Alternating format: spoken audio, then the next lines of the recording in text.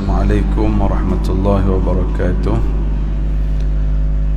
Alhamdulillahi rabbil alamin. Wassalatu wassalamu ala ashrafil anbiya'i wal mursalin wa ala alihi wa sahbihi ajma'in. Rabbi shrah li sadri wa yassir li amri wahlul 'uqdatam min lisani yafqahu qawli. Amma ba'd. InsyaAllah kita cuba baca tafsir surah Yasin. Kita selalu baca surah Yasin ini, jadi alangkah baiknya kita juga cuba memahami isi kandungan apa yang terkandung dalam surah Yasin, supaya setiap kali kita baca, kita cuba menghadirkan makna ayat-ayat yang kita baca. Sebab surah Yasin ini konten ataupun dia mengandungi 3 perbahasan utama. Yang pertama, Itsbatul Ba'thi, cerita tentang kebangkitan di hari kiamat. Kemudian yang kedua, ada satu kisah yang menarik dalam surah ni, Ashabul Qaryah, wadrib lahum mathalan ashabal qaryah. Dan yang ketiga, ayat-ayat yang adillah, bukti-bukti tauhid kekuasaan Allah Subhanahu wa taala. Jadi siapa yang ada Quran, yang ada terjemahan, ataupun boleh buka di handphone pun boleh, dalam telefon tu pun banyak, boleh di handphone kita buka surah Yasin dan terjemahan, insya-Allah. Yang pertama, kategori surah ini, ayat-ayat Al-Quran ada 2 kategori, iaitulah ayat Makkiyah dan ayat Madaniyah. Ini selalu kita dengar, ayat Makkiyah, ayat Madaniyah. Apa maksud ayat Makkiyah? Kita selalu sebut, apa maksud ayat Makkiyah? Ni live di page masjid ke? Masjid punya? Okey. Apa ni? Ayat Makkiyah dan ayat Madaniyah. Apa maksud ayat Makkiyah? Ayat Makkiyah ni ayat apa? Ayat-ayat yang turun, kalau sebut di Mekah, maka salah jawapan tu. Sekarang ni kita set dalam kepala, ayat Makkiyah ialah ayat yang diturunkan pada zaman Mekah, bukan di Mekah. Bukan tempat, tapi masa. Apa dia ayat-ayat Madaniyah? Ayat-ayat Madaniyah ialah ayat-ayat yang turun pada zaman Madinah, bukan di Madinah. Ramai orang tersilap faham. Dia kata ayat Makkiyah turun di Mekah, ayat Madaniyah turun di Madinah. Dan kalau ayat yang turun di Hudaibiyah macam mana? Kalau ayat yang turun di Arafah macam mana? Kalau ayat yang turun di Badar macam mana? Dia bukan aspek tempat, tetapi aspek masa, qabla al-hijrah wa ba'daha. Jadi sekarang ni set dalam kepala kita, ayat-ayat Makkiyah ialah ayat yang turun zaman Mekah. Nak senang lagi, ayat-ayat Makkiyah ialah ayat-ayat yang turun sebelum hijrah, itu zaman Mekah.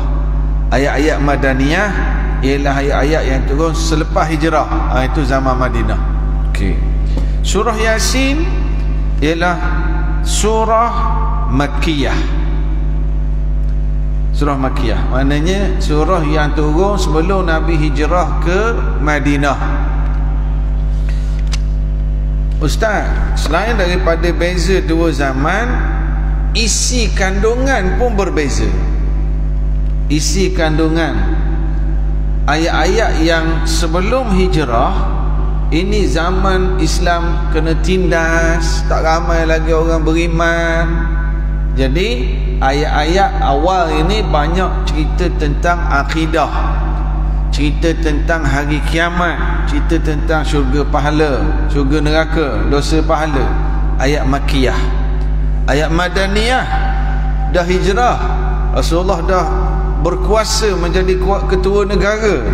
Ayat Madaniyah, sistem ekonomi, sistem jenayah, sistem politik, perang, hubungan dengan Yahudi, Kristian. Ini Madaniyah.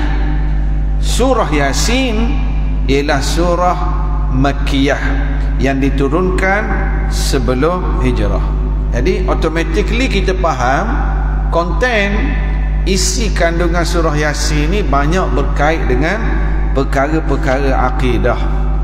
Wahiyya makkiyatun biijma' wahiyya 83 ayat. Ada 83 ayat, kecuali ada satu ayat yang ulama bincang sikit, iaitulah ayat inna nahnu nuhyil mauta wa naktubu ma qaddamu wa atharahum wa kulla syai'in ahsaynahu fi imamin mubin. Ada pandangan yang menyatakan bahawa ayat ni satu diturunkan di Madinah. Bila? Iaitulah apabila ada satu keluarga namanya Bani Salimah Al-Ansari. Mereka ini tinggal di Madinah. Rumah mereka agak jauh dari Masjid Nabawi. Jadi Bani Salimah ni, kita ni kadang orang azan, kita sampai lambat kat masjid. Kadang-kadang kita tak sempat nak sembahyang sunat qabliyah. Kadang-kadang kita terlewat, kita rumah jauh dari Masjid Nabawi ni. Jadi kabilah Bani Salimah ni berpakat nak pindah, nak beli rumah dekat masjid, nak pindah dari kampung sana, nak mari duduk dekat dengan Masjid Nabi supaya dekat. Lalu diturunkan ayat ni, inna nahnu nuhyil mauta wa naktubu ma qaddamu wa atharahum. Maksudnya apa maksud ayat ni?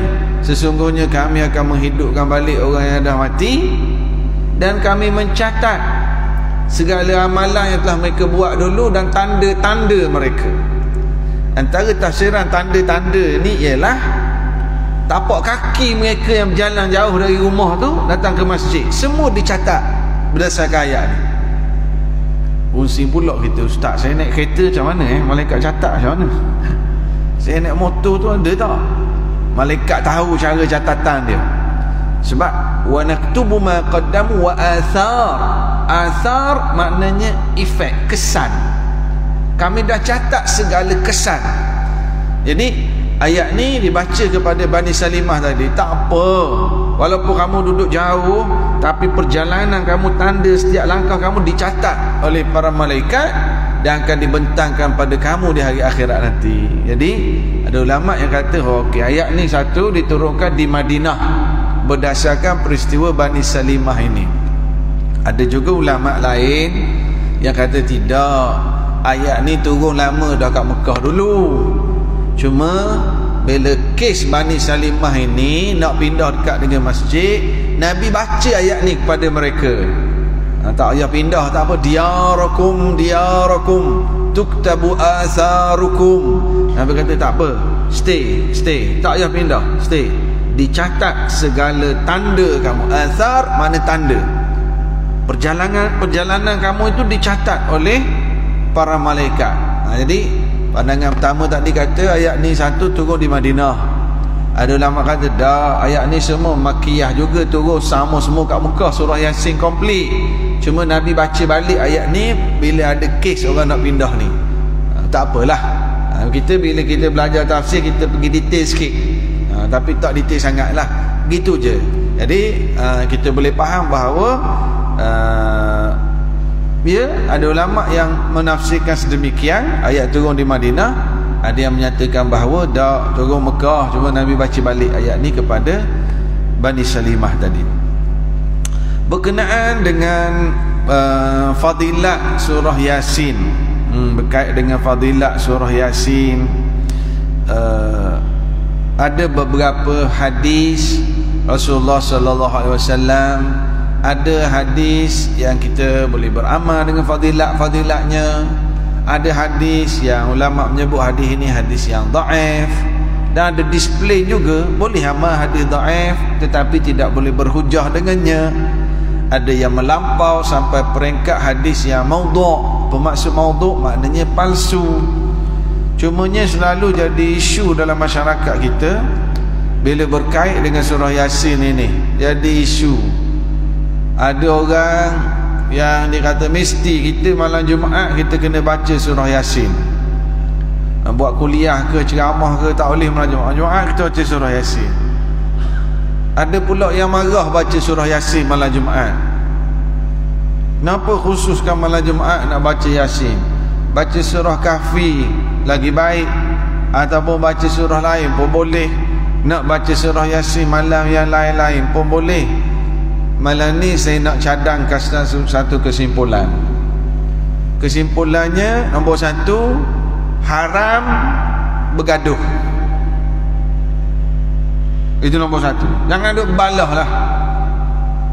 Haram bergaduh, bermasam muka. Dah lah kita yang datang masjid ni tak ramai dah nak bergaduh bab baca Yasin. Nombor 1, haram bergaduh. Nombor 2, bacalah mana-mana yang Quran dapat pahala.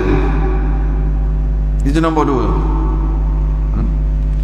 Nombor 3, ya memang dari segi kekuatan disiplin dalil untuk kita baca malam Jumaat ataupun di siang hari Jumaat, dari segi disiplin ilmu hadis, dalil fadilat membaca surah Kahfi lebih kuat sebenarnya. Nombor 3. Nombor 4, siapa yang nak baca surah Yasin pun tak ada masalah, baca. Lebih baik baca surah Yasin pada duduk sembang kosong baca WhatsApp. Lebih baik baca surah Yasin pada baca Facebook. Mentara nak tunggu maghrib dia lepak kat tangga masjid saukor lu, baik baca Yasin. Nak baca Yasin tak apa, nak baca Kahfi pun tak apa. Dan jangan kita berkeras satu lagi, apa tak boleh buat benda lain, kena baca Yasin malam Jumaat, tu pun tak nak juga. Dia kita nak baca Quran silakan. Dan satu perkara lagi, masalah problem orang kita ni, Yasin menjadi anak kandung, surah lain anak tiri. Maknanya dia kalau baca Quran tu Yasin je baca, surah lain macam tak nak baca. Ada juga ustaz nak baca surah Waqiah supaya murah rezeki, asal baca Quran nak pulangan kan?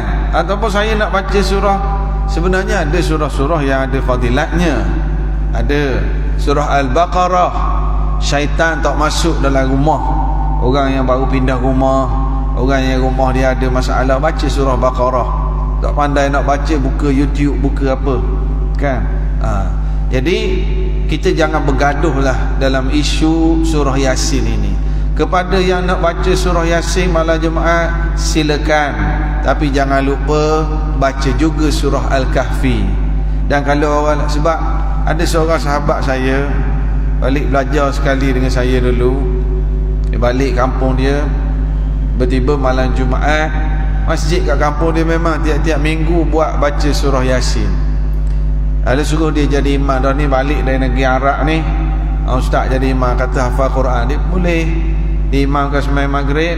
Lepas maghrib tu dia tak baca surah Yasin. Dia kata malam ni kita tafsir surah Yasin, yang kita selalu baca supaya kita faham juga makna ayat yang kita baca ni. Esok kecoh kat kampung, ustaz bawa ajaran sesat. sebab tak baca surah Yasin, baca tafsir. Kita tak naklah sampai macam tu. Bacalah surah Yasin, baca. Kalau ada hari tak baca pun tak apa.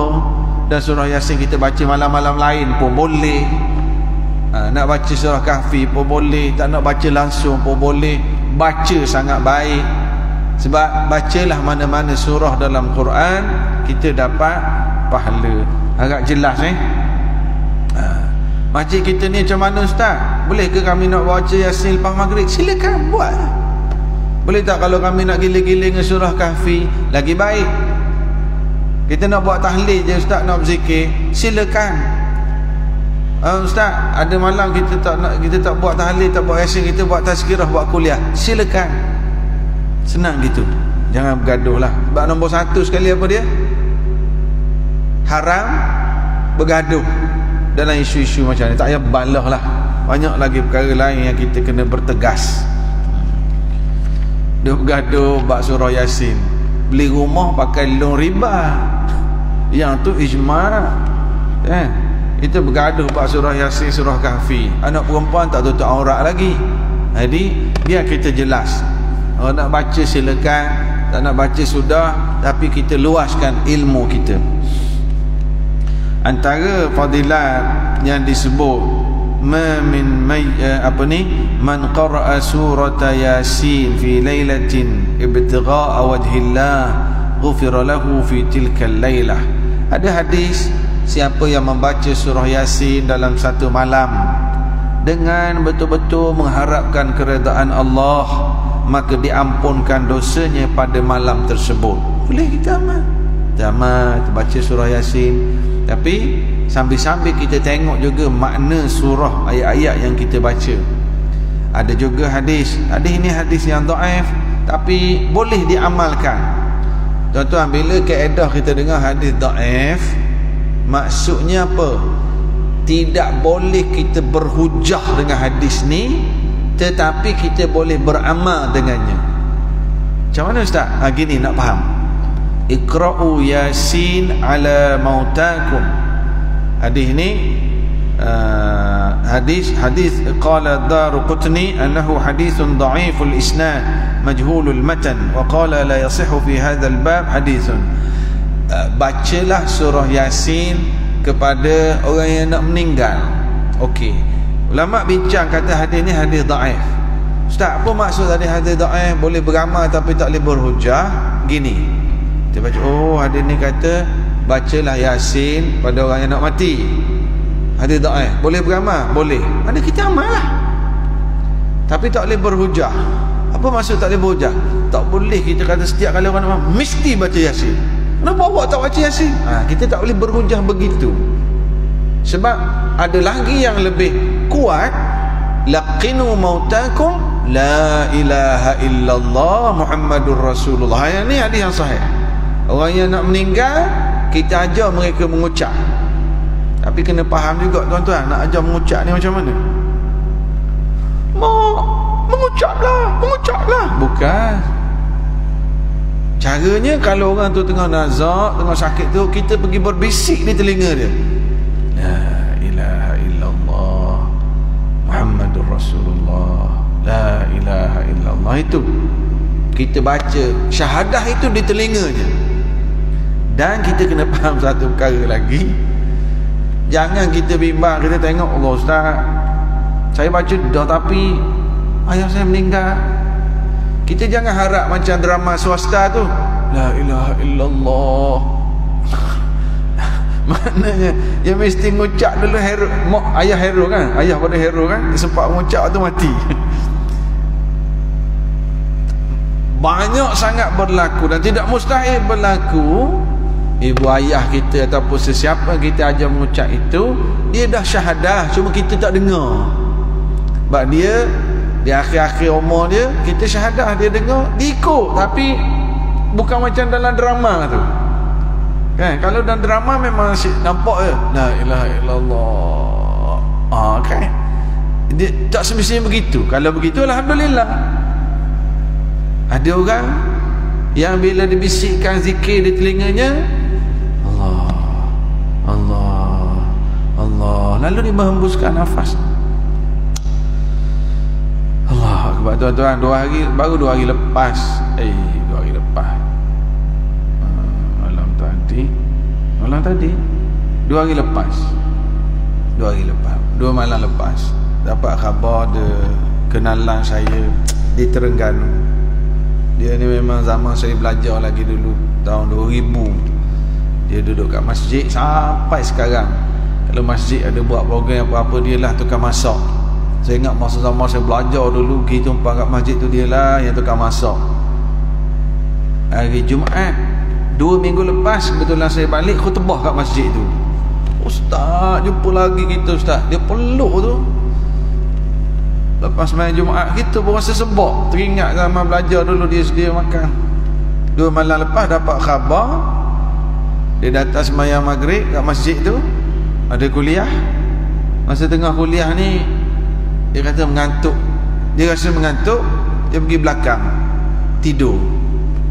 Dia bagi tidur. Habis kuliah masuk waktu Isyak, orang nak kejut dia dah meninggal dah. Ya Allah, Allahu Akbar. Allah bagi jumpa sekejap dengan dia 2 minggu lepas. Setelah saya tahun 2000 dulu kat masjid tu, lama tak jumpa. Ya Allah, istiqamah kita di masjid, masing-masing dengan peranan masing-masing di masjid. Moga-moga Allah Ta'ala kurniakan pada kita istiqamah dan husnul khatimah. Istiqamah maknanya kita tetap, husnul khatimah itu pengakhiran yang baik. Dan ada lagi hadis-hadis berkait dengan kelebihan surah Yasin. Antaranya inna likulli syai'in qalban wa qalbul Qur'ani Yasin. Sesungguhnya bagi setiap perkara ada jantungnya. Jantung kepada Al-Quran surah Yasin.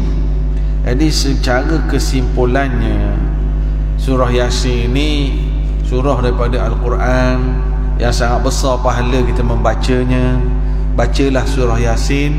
Cumanya jangan jadi surah Yasin anak kandung, surah lain anak tiri. Anak tiri baca Yasin je, surah lain tak baca. Kita baca semua Al-Quran, baca semua Al-Quran. Kecuali ada orang-orang yang, saya ingat lagi juga almarhumah, ialah nenek saya. Dia pada usia tua baru dia mula belajar Al-Quran. Usia tua dah baru nak belajar, baru sempat nak belajar Quran. Jadi mak saya kata ginilah, baca surah Yasin lah, belajar baca surah Yasin. Jadi nenek saya ni selalu dia suka pergi rumah kami, sebab dia boleh duduk kat saya, duduk kat kakak saya. Orang tua dia akan bawa Quran, dengar ni dia nak baca, suruh ajar dia. Saya nak tengok TV, tengok kartun apa, saya suruh pergi kat kakak, pergi kat kakak. Masa kita sekolah rendah dulu. Tapi kita orang adik-beradik ni gila ajar nenek. Di saat dia sakit, masa nak habis umur, nak meninggal, anak-anak ni datang duduk kat dia, dia macam tak tenang masa sakit tu. Tapi bila ada je orang baca surah Yasin kat sebelah dia, mulut dia akan bergerak-gerak mengikut bacaan surah Yasin. Sebab dia surah lain dia tak dah nak belajar dah. Selama dalam 5-6 tahun akhir umur dia tu asyik duk belajar surah Yasin je. Jadi masa nak meninggal, ada orang baca surah Yasin kat dia, anak-anak cucu, mulut dia akan tenang. Kan biasa orang sakit dia gerak kiri kanan, ada bunyi suara. Tapi bila kita baca surah Yasin, dia akan tenang, mulut dia bergerak-gerak ikut. Masya Allah. Moga-moga rahmat Allah. Dan memang bila kita baca Al-Quran, rahmat Allah Subhanahu wa ta'ala turun. Yasin wal Qur'anil Hakim innaka laminal mursalin. Yasin. Yasin yang pertamanya ini dia panggil ahraf muqatta'ah. Apa dia ahraf muqatta'ah? Huruf-huruf yang Allah Ta'ala mulakan beberapa surah dengannya. Taha, Alif Lam Mim, Nun, Yasin, Alif Lam Ra. Ini dalam ilmu tafsir dia panggil huruf muqatta'ah. Huruf-huruf yang Allah mulakan surah, beberapa surah dengannya. Okey. Itu yang pertama. Ini salah satu bentuk mukjizat Al-Quran. Orang Arab yang menguasai sastra Arab pada zaman tu, zaman Mekah ni, kita disebut jahiliyah, tapi tuan-tuan, jahiliyah ini bukan bermakna bodoh. Sebab Mekah ini mereka hebat bisnes. Rihlatash syita'i was-saif, Mekah ini menjadi pusat bisnes. Orang dari selatan, dari Yaman bawa barang ke Mekah, trading. Orang dari Syam bawa barang ke Mekah. Dia macam Dubai sekarang, kalau Mekah dulu menjadi pusat bisnes. Jadi bukan bodoh. Jahiliyah maksudnya mereka ini meninggalkan Tuhan, mereka menyembah hawa nafsu, mereka berbunuhan dalam perkara-perkara kecil, mereka ikut nafsu, mereka minum arak, tapi bab bisnes hebat. Dan juga antara kehebatan mereka, mereka bukan bodoh, mereka sangat-sangat mahir dalam ilmu sastra Arab. Dia bawa satu tong arak, mereka boleh buat syair secara spontan dengan bahasa yang indah untuk puji arak. Datang perempuan yang cantik, mereka boleh buat syair yang hebat. Betisnya, bulu keningnya, pipinya, lehernya, dia boleh buat syair dengan bahasa yang indah. Maknanya mereka bukan bodoh, mereka hebat dalam ilmu sastra Arab, mereka hebat bisnes. Okey, dalam kehebatan sastra Arab ni, Syak azan Syak, kita azan je.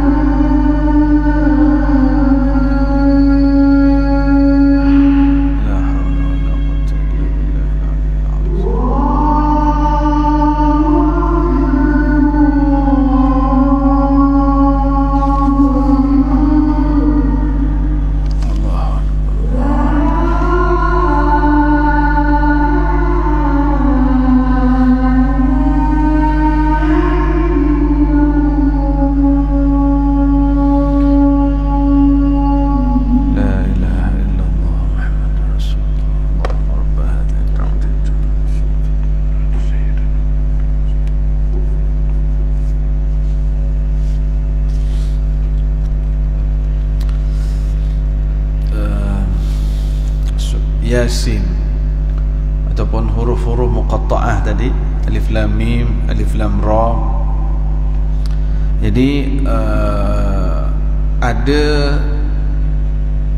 beberapa cubaan tafsir di kalangan para ulama.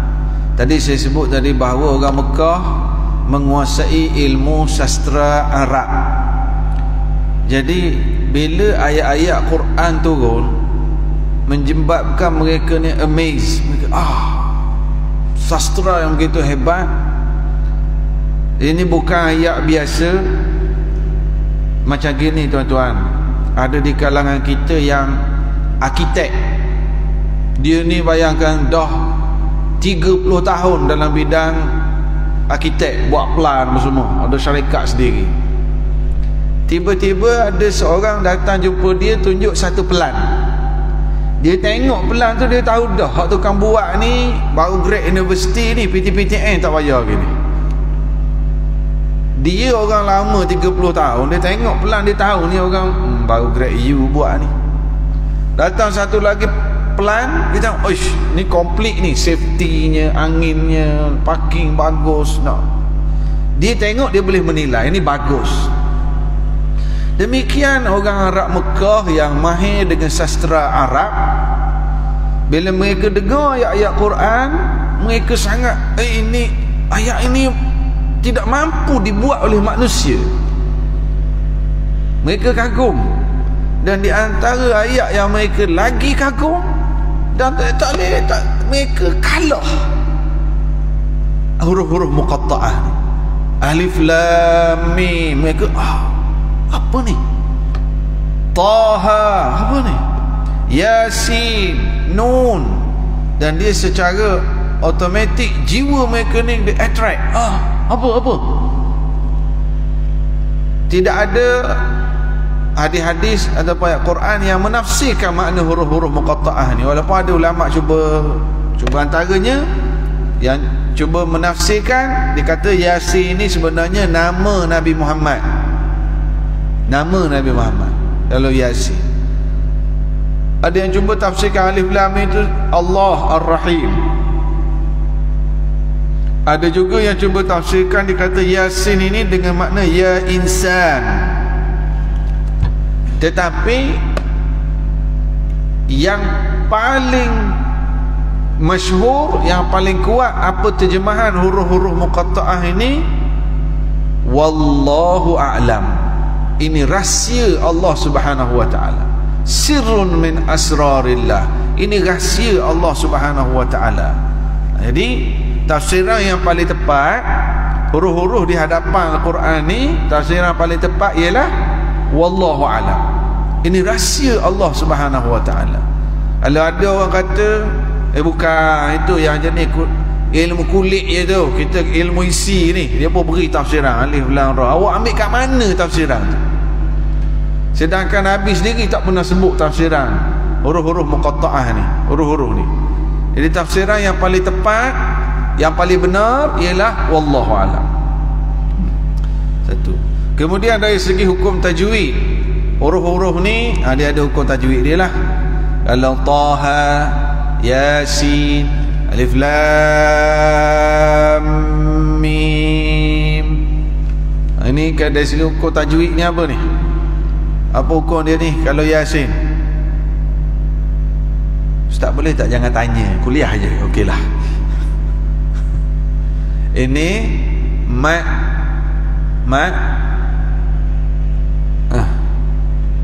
rempik. Mat rempik saya kenal Ustaz. Ini nama dia mat lazim. Harfi harfi apa Ustaz? Mukhaffaf ya. Dia tak apalah. Tapi dari segi hukum tajwid nama dia mat lazim harfi mukhaffaf. Mukhaffaf ke musaqqal? Mukhaffaf. Sebab dia ringan. Taha, Yasin, Nun, alif lam ra, ini mat lazim harfi mukhaffaf. Dia ada satu lagi mak lazim harfi musaqqal, alif lam mim, itu mak lazim harfi musaqqal. Dia ada dua lagi, mak lazim kalimi mukhaffaf, mak lazim kalimi musaqqal. Tu carilah dalam kelas tajwid, kita kelas tafsir. Jadi Yasin ayat pertama, pegang betul-betul mana-mana ayat surah yang ada huruf depan, tafsirannya ialah wallahu alam, itu paling tepat. Wal Qur'anil Hakim, demi Al-Quran yang penuh kebijaksanaan, yang penuh dengan hikmah. Allah bersumpah dengan Al-Quran Yasin, kemudian Allah bersumpah wal Qur'anil Hakim, Allah bersumpah dengan Al-Quran. Al-Quran ni apa dia? Al-Quran ialah kalamullah al-munazzal ala Rasulillah bil lughatil arabiyyah bit tawatur wa al-muta'abbad bi tilawatihi al-mu'jiz. Wal Qur'anil Hakim, Allah bersumpah dengan Al-Quran. Apa dia Al-Quran? Al-Quran adalah kalamullah, adalah wahyu-wahyu Allah dalam bahasa Arab yang diturunkan kepada Nabi Muhammad sallallahu alaihi wasallam, yang sampai kepada kita dengan cara mutawatir. Membacanya adalah ibadah. Inilah ta'rif Al-Quran. Dan surah Yasin ni Allah bersumpah dengan Al-Quran. Dia Al-Quran kalamullah, wahyu daripada Allah yang Allah Ta'ala turunkan kepada Nabi Muhammad sallallahu alaihi wasallam. Kalau kepada Nabi lain bukan Quran. Kalau kepada Nabi Isa Taurah. Kalau kepada Nabi Musa terbalik. Kepada Nabi Musa Taurah, pada Nabi Isa Injil, pada Nabi Daud Zabur. Al-Quran diturunkan oleh Allah pada Nabi Muhammad sallallahu alaihi wasallam biwasitati Jibril, melalui Jibril.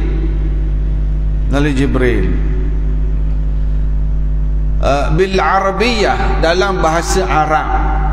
Kita Quran jelas dalam bahasa Arab. Dan tuan-tuan, saya adalah sedikit pengalaman pergi ke negara Arab, 1-2 negara Arab, tengok di YouTube ataupun ceramah-ceramah Arab, dengar slang-slang bahasa Arab. Allah, kalau kita di Malaysia ni bahasa Melayu, dengar orang Kelantan, dengar orang Terengganu, Kuala Berang, orang Negeri Sembilan, masing-masing ada logat masing-masing kan. Bahasa Arab, sebab dia negara Arab ni luas, lagi banyak logat-logatnya. Boleh kalau pergi ke Lebanon, pergi dengar bahasa Syria, Saudi, Yaman, Mesir, lek bahasa dia. Tetapi negara-negara Arab ini bahasanya di standardizekan. Bahasanya dia ada benchmark dia, Quran. Kalau kita sebut bahasa baku lah, bahasa baku. Jadi bahasa Quran ini adalah bahasa asal bahasa Arab. Bahasa asal. Dan memang kalau ada setengah kawan-kawan saya yang belajar, ada satu, kalau di Mesir, kalau yang jenis orang Arab yang jenis kepala otak sekular, kepala otak yang tak berapa suka pada agama, bila kita bercakap bahasa Arab fushah ataupun bahasa Arab buku, dia pelekeh. Kamu baca Quran ke? Bila kita bercakap bahasa Arab, awak nak pergi ke mana? Kita bercakap apa khabar, maksudnya dalam bahasa word by word, dia pelekeh pula kita. Awak baca Quran ke? Dia kata mana menggunakan bahasa fushah, bahasa Arab standard, bahasa baku lah, senang. Jadi bahasa Al-Quran menyimpan, mengekalkan bahasa Arab. Dia ada standard benchmark dia yang asal. Kalau kitab suci yang lain, agama lain, dia kata dia ada kitab suci. Kalau ialah agama Kristian, dia ada Old Testament, New Testament, ada bahasa ni, ada bahasa ni, ada berbagai version. Tapi Quran sama, satu. Sebab tu ada satu ungkapan tadi, sampai kepada kita dengan cara mutawatir. Apa dia mutawatir? Mutawatir ni diriwayatkan oleh sejumlah sahabat Nabi yang ramai. Ramai satu generasi kepada ramai generasi. Mustahil yang ramai ini berkumpul untuk bohong. Itu maksud mutawatir Al-Quran. Sebab ada orang pelekeh, orang menggunakan akal. You cakap Quran ni turun 1400 tahun dulu macam mana boleh Quran 1400 tahun dulu yang ada dengan you ni sama? Ya, ini iman kita. Yang kita baca sekarang, inilah yang diturunkan pada zaman Nabi sallallahu alaihi wasallam dulu. Cetakan ni cetakan barulah. Tetapi ayat Quran inilah yang diturunkan pada zaman Nabi Muhammad sallallahu alaihi wasallam dulu. Ini mukjizat Quran yang Allah Taala jaga, yang Allah Taala sendiri sebut di dalam Al-Quran bahawa inna nahnu nazzalna dzikra wa inna lahu lahafizun. Allah Taala kata sesungguhnya kami yang menurunkan Al-Quran dan kami yang jaganya. Allah, tuan-tuan, mukjizat Quran ni. Saya sebut satu contoh mukjizat luar biasa Quran. Kalau tongkat Nabi Musa luar biasanya jadi ular, makan tali. Ketuk laut, terbelah lautan. Mukjizat Nabi Nuh luar biasanya, gunung ganang semua tenggelam, yang naik kapal dia je selamat. Kat mana luar biasa Quran? Ini satu ceramah khusus mukjizat Quran, tapi saya sebut secara ringkas. Hebatnya Quran, tuan-tuan, tidak ada satu bacaan di atas muka bumi ini yang orang tak faham tapi orang ulang-ulang baca. Cuba sebut kat saya. Tak ada. Cuba orang bagi kat kita surat khabar bahasa Tamil, cekok. Kita tak faham, Ustaz, nak baca tak baca. Kita pergilah ke Jepun, ke Perancis, orang beri bahasa peta ke buku dah bahasa Jepun, baca France, kita tengok tak nak baca lah. Kalau boleh baca pun tak faham, tak payah bahasa France lah, beri bahasa Inggeris je, buku bahasa Inggeris. Ramai orang boleh baca bahasa Inggeris kan? Boleh baca tapi tak faham. Saya bagi surat khabar tu, baca, boleh baca tapi tak faham. Cuba bagi lagi, suruh baca 2-3 kali. Malah aku nak baca, aku boleh lah baca tapi tak faham. Stop. Quran kita tak faham tapi keep reciting, kita baca Quran. Yang orang selalu baca surah Yasin, yang selalu baca ayat kursi, yang selalu baca Qul Huwallah sendiri pun tak faham semua tapi baca. Ini mukjizat. Nak hebat lagi, tidak ada satu bacaan di atas muka bumi ini yang orang tak faham tapi orang hafal word by word, baris demi baris Quran. Tanyalah kawan-kawan kita yang agama lain, mana ada yang hafal kitab-kitab suci dia. Bagaimana anak-anak kita hafal Quran? Tiap-tiap tahun ribuan hafiz Quran dari Afrika, dari Turki, dari India, dari Pakistan, dari Malaysia, tak faham, hafal. Satu baris dia orang salah baca, boleh tegur. Saya ingat masa saya belajar di Yaman, saya belajar di Sana'a. Di Sana'a, Yaman, di ibu negara dia. Kalau kita semayang lah apa pun, isyak ke subuh ke maghrib ke, Tok Imam salah baca, jemaah yang tegur seumpama amin, maknanya yang tegur tu serentak. Allah jaga Quran di dalam hati-hati manusia. Dan masjid-masjid dia, kalau antara masjid maghrib isyak tak ada kuliah, tak ada apa, tepi-tepi dinding kat tiang atuk cucu, bukan atuk cek cucu hafal Quran, atuk duk hafal Quran, cucu hafal Quran juga. Saya berhati, saya tengok atuk-atuk duk hafal Quran. Atuk masuk sekolah tahfiz mana? Nak masuk pertandingan apa? Tak, mereka hafal Quran. Ini kalamullah, ini mukjizat. Kita nak hafal tak? Boleh, hafal lah. Pendek-pendek dulu. Saya nak hafal surah apa Ustaz? Ikutlah. Al-Mulk ke senang nak baca sebelum tidur? Ataupun As-Sajdah ke senang nak baca pagi Jumaat? Saya nak hafal Yasin boleh tak Ustaz? Boleh, bagus. Tapi kalau yang nak hafal Quran tu, cuba hafal surah-surah pendek dulu. Jangan terus ambil yang panjang. Takut lemah semangat. Tak habis-habis hafal Yasin baru 2 live Ustaz. Ambil yang pendek dulu. Baru kita semangat. Next. Wal Qur'anil Hakim. Allah Ta'ala bersumpah dengan Al-Quran. Al-Quran ia mukjizat. Bagaimana mukjizat para nabi. Orang yang bersama dengan mukjizat, dia selamat. Mukjizat bersama dengan mukjizat Nabi Nuh, selamat tak tenggelam dalam banjir. Yang bersama dengan mukjizat Nabi Musa alaihi salam, selamat seberang laut. Yang tak bersama mukjizat Nabi Nuh, tenggelam banjir. Yang tak bersama mukjizat tongkat Nabi Musa, tenggelam dalam laut. Demikian Al-Quran.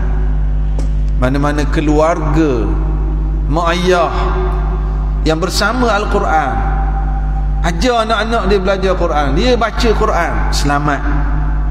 Jauh daripada Quran, awak ada duit berjuta-juta pun awak tak selamat.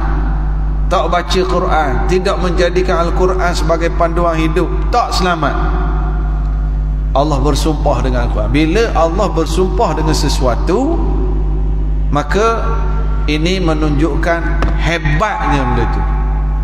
Dan dalam bab bersumpah, kita sebagai orang Islam haram bersumpah dengan selain Allah. Kita kalau nak bersumpah, kena bersumpah dengan wallahi, wabillahi, watallahi. Bersumpah dengan nama Allah boleh. Selain pada Allah kita tak boleh bersumpah. Kita tak boleh bersumpah dengan selain pada Allah. Ustaz dah ni Allah bersumpah dengan Quran, Allah Maha berkuasa, berhak buat apa saja, dia Tuhan. Sebab tu Allah bersumpah wal asri wad duha wal lail. Allah bersumpah dengan waktu duha, waktu mana boleh. Kita tak boleh. Kita tak boleh bersumpah dengan nama mak kita, tak boleh, haram. Demi mak saya akan bayar hutang ni, tak boleh, haram. Demi nama, demi anakku, demi anak saya akan usik, tak boleh. Kita tak boleh sumpah. Kita hanya boleh bersumpah dengan nama Allah. Sebab bila bersumpah, kita memuliakan sesuatu itu. Allah yaliqu bihi ta'ala, boleh buat apa saja yang dia nak buat. Dan bila Allah bersumpah dengan sesuatu, itu benda penting. Jadi Allah bersumpah dengan Al-Quran. Wal Qur'anil Hakim. Dan Allah letak adjektif, sifat kepada Al-Quran, Al-Hakim. Al-Hakim maknanya bijak. Kalau dalam Quran terjemahan ini disebut Al-Quran yang penuh hikmah, penuh kebijaksanaan. Wal Qur'anil Hakim ni Allah letak adjektif, sifat kepada Al-Quran bijaksana. Dan memang isi kandungan Al-Quran ini memang penuh dengan kebijaksanaan. A complete way of life. Bijaksana. Penyelesaian terhadap segala masalah ada dalam Al-Quran. Masalah apa? Orang Arab dulu berbunuhan sesama mereka. Arak jadi minuman utama mereka. Sistem ekonomi mereka, yang kaya beri pinjam pada yang miskin, tapi miskin kena bayar lebih, riba. Menekan orang kaya semakin kaya, orang miskin semakin teruk. Perang, arak, nafsu. Al-Quranil Hakim. Al-Quran membawa penyelesaian kepada masalah manusia sepanjang zaman. Hakim. Ini kita kena beriman. Oh ustaz, sikit-sikit Quran.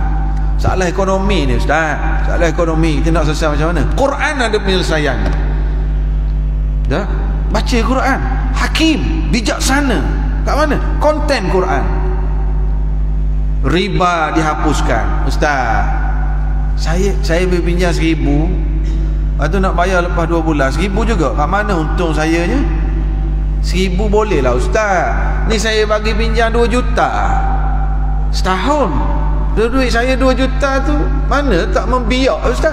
Pas tahun bayar 2 juta juga ke? Ya. Tetapi bukankah kita boleh membina peluang orang untuk buat bisnes, rahmat, kasih sayang? Panjanglah kalau nak ceritanya. Tapi nak bagi tahunya, Hakim wal Quranil Hakim yang selalu kita baca ni, Allah bersumpah dengan Quran dan Allah beri sifat bijaksana pada Quran itu. Riba tak boleh, tapi digalakkan, diwajibkan bayar zakat, digalakkan bersedekah, digalakkan tolong menolong, digalakkan bagi kalau orang berhutang bagi tangguh, bukan digalakkan berhutang, dibolehkan berhutang. Yang berhutang boleh tangguh. Hakim, kebijaksanaan sistem dalam Quran ini memang penyelesaian masalah jenayah. Quran ada penyelesaian. Jenayah curi, jenayah minum arak, jenayah zina, anak luar nikah. Wal Quranil Hakim. Kalau kita baca surah Yasin, kita kena beriman dengan ayat ni. Bijaksananya penyelesaian Al-Quran. Tapi hari ni kalau kita sebut dalam Quran kata pencuri kena potong tangan, orang kata apa? Ustaz cakap politik. Tak ada kaitan langsung. Ustaz cakap politik ke ustaz? La ilaha illallah. Kita baca Quran, kita baca Quran. Pagar dah ada, pagat dah ada, autogate lagi, grey lagi, kunci pintu lagi, apa pintu tebal tu panggil safety door lagi. Kena curi juga dalam rumah. Pencuri tak takut ya, curi. Tak curi dalam rumah, dia hack dalam akaun, hacker, scammers. Islam ada penyelesaian. Ada seorang makcik, oleh ustaz, kalau pencuri sampai kena potong tangan, kesian lah. Maknanya dia hidup tak ada tangan lah ustaz. Lah kalau dah potong tak ada, kesiannya. Makcik, bila makcik dengar pencuri kena potong tangan, dia kata kesian. Lepas sebulan, anak sulung makcik ni dapat masuk universiti. Alhamdulillah. Lama dah makcik ni simpan duit, belilah motosikal sebuah untuk anak sulung guna kat universiti. Berulang dari asrama ke kelas naik motor senang. Pergilah universiti bawa motor. Baru 2 minggu kat universiti, anak telefon, mak, motosikal saya kena curi.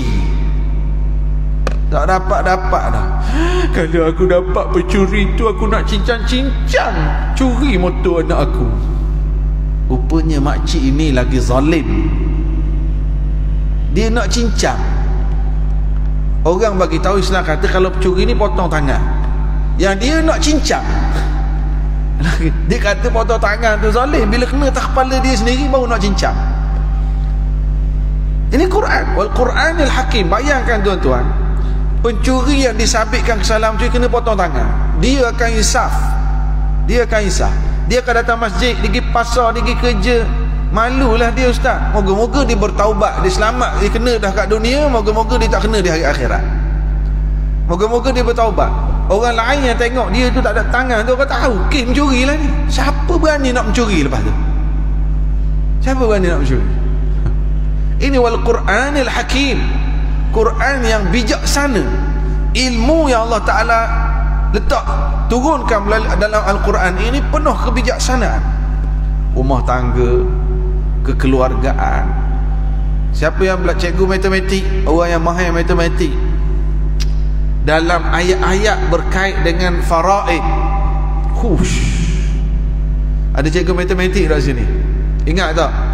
GSTK FSTB, gandaan sepunya terkecil, faktor sepunya terbesar. Ilmu ini dalam bab faraid, bab bagi harta pusaka, tak pernah silap tuan-tuan. Kan ilmu faraid kan, suami meninggal, tinggal isteri, tinggal berapa orang anak. Yang ni dapat 2, yang ni dapat 1/6, ni dapat 2/3. Orang ni meninggal, kalau anak banyak ni. Kalau betul kiraan, tak pernah ada baki. Faham tak maksud saya? Matematik dalam ilmu faraid. Saya nak terang macam mana kan ada hak-hak bahagian berapa-berapa, pembahagian masing-masing. Kalau seorang meninggal, anak ni dapat berapa bahagian. Bila kakelik, memang akan cukup pecahan-pecahan dia. Subhanallah. Wal Quranil Hakim. Al-Hakim, penuh kebijaksanaan. Saya alhamdulillah, saya buat degree dulu, memang kami ada satu subjek, Al-I'jazul Ilmi fil Quran, Scientific Miracle in the Quran. Memang betul-betul nampak Al-Hakim, bijaksana Quran. Kita belajar berkenaan dengan ilmu embryologi, tapi Quran dah cerita dah, berkait dengan astronomi, berkait dengan fotosintesis, klorofil yang ada dalam daun. Quran cerita bagaimana ilmu anatomi. Subhanallah. Wal Quranil Hakim. Al-Quran yang penuh dengan kebijaksanaan. Ini yang kita selalu, Allah bersumpah dan Allah letak sifat Al-Quran penuh kebijaksanaan. Bila bersumpah, sure kita nak beritahu sesuatu. Demi Allah, saya datang office malam bos. Kan bila kita bersumpah kan juga nak beritahu sesuatu. Demi Allah, bukan saya yang kentut tadi tu bunyi tu. Demi Allah, saya bayar dah duit, saya tinggal kat sini. Kan kalau kita bersumpah kan kita nak beritahu sesuatu bila bersumpah. So sekarang Allah bersumpah, wal Quranil Hakim. Allah nak beritahu apa? Innaka laminal mursalin. Nak beritahunya ialah ini jawabul qasam. Ini jawab pada sumpah. Bila bersumpah nak beritahu apa? Innaka laminal mursalin. Sesungguhnya engkau wahai Muhammad adalah dari kalangan para rasul yang diutuskan oleh Allah. Disebut oleh Ibnu Abbas, qala Ibnu Abbas, qalat kuffar Quraisy, lasta mursala wa ma arsalaka Allahu ilaina, fa aqsama Allahu bil Qur'anil muhkam anna Muhammadan minal mursalin. Orang Arab Quraisy, mereka ni sewena-wena ni mereka kata, Muhammad, kau ni bukan utusan Allah, kau ni bukan Rasul Muhammad.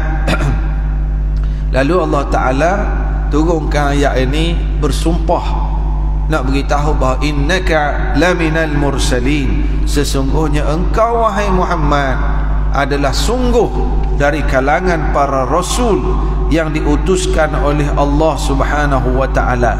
Ini untuk menguatkan hati Rasulullah sallallahu alaihi wasallam, menguatkan hujah kepada golongan musyrikin Mekah. Dan ini adalah bukti kerasulan Nabi Muhammad sallallahu alaihi wasallam ala siratim mustaqim. Dan kamu ini berada di jalan yang lurus. Kamu diutuskan oleh Allah berada di jalan yang lurus. Dan kita pun begitulah. Waktu kita setiap kali kita salat, kita minta dengan Allah Subhanahu wa Ta'ala agar kekalkan, beri pada kita sentiasa berada ala siratim mustaqim, jalan yang lurus ini. Tiap-tiap hari kita minta, at least paling kurang berapa kali kita minta sehari tuan-tuan? Siratal mustaqim 14 ke 15? Yang wajib kita minta ihdinas siratal mustaqim sehari semalam. Berapa kali? 14 ke 15? Dia bawa kira 2, 4, 10. Berapa? 14 ke 15? Alhamdulillah 17. Kalau jawab 15 tu subuh ada masalah tu. Ihdinas siratal mustaqim. Kita minta setiap rakaat. Kalau kita sembahyang sunat, tambah lagi kita minta dengan Allah. As-siratul mustaqim maknanya Islam. Ustaz, kita Islam dah kan Ustaz?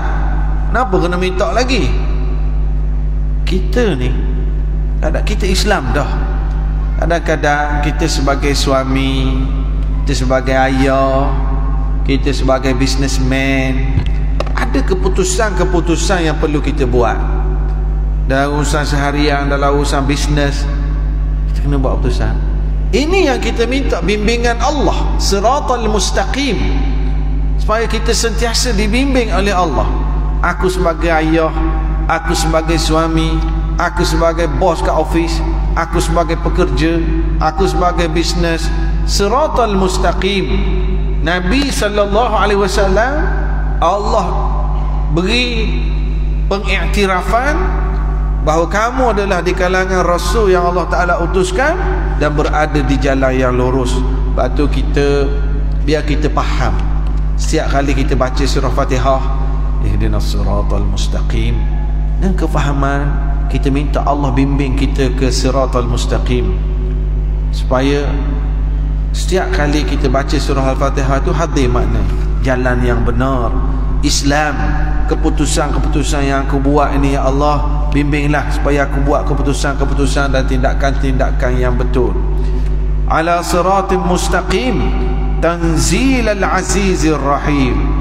Al-Quran diturunkan oleh Allah Al-Aziz, yang maha perkasa, yang maha kuat, yang maha hebat. Allah, ini sifat Allah yang menurunkan Al-Quran tadi.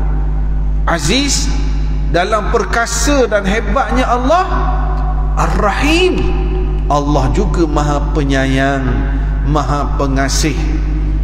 Sifat-sifat Allah yang perlu kita imani. Allah yang maha perkasa, Allah yang maha pengasih dan penyayang, Allah yang menurunkan Al-Quran yang penuh bijaksana tadi, Allah yang mengutuskan Nabi Muhammad sallallahu alaihi wasallam untuk membimbing kita. InsyaAllah kita sambung ayat-ayat seterusnya minggu hadapan. Moga-moga ada manfaatnya insyaAllah. Ayat yang ke-6 minggu depan, panjang umur. Kita sembahyang maghrib, kita baca zikir-zikir maksurah tadi sikit 10 minit, kemudian kita sambung tafsir surah Yasin ini insyaAllah. Wallahu alam. Subhanakallahumma bihamdika asyhadu an la ilaha illa anta astaghfiruka wa atubu ilaik. Assalamualaikum warahmatullahi wabarakatuh.